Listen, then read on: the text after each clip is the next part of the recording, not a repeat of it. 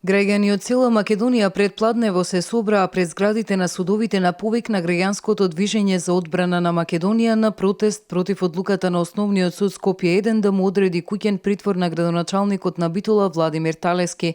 На протестот дојдоа представници на ова движење како и градоначалници на повеќе општини во Македонија. Активистот на ГДОМ Александар Панов изјави дека судската власт изминатиот период работи под притисок на СДСМ и на соросовите организации и предупреди дека доколку судот не суди правично, граѓаните ќе влезат во судот за да бараат одговори. Неколкумина активисти од ова движење доставија декларација во Основниот суд Скопје 1 за поддршка на судовите за нивно професионално работење.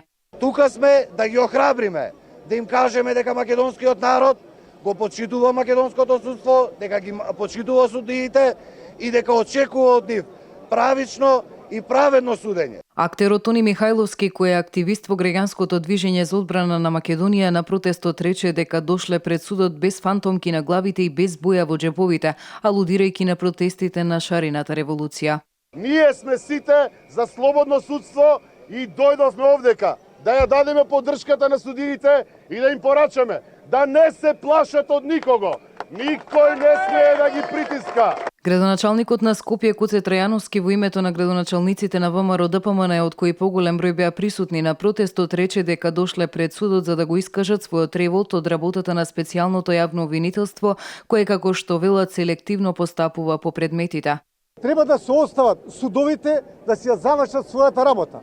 Второ, Социјалдемократскиот сојуз, гледајќи покрај специјалното јавно обвинителство, кое што практично работи за Социјалдемократскиот сојуз, сега прават притисоци врз Основниот апелациониот и Врховниот суд да ги донесат они одлуки кои што нив ми одговараат. Апелациониот суд се уште нема донесена одлука за тоа дали на градоначалникот на Битола ќе му биде одреден куќен притвор. Решението за притворот од Основниот суд Скопје 1 денеска пристигна во битолската полиција, која најави дека ќе постапува по решението.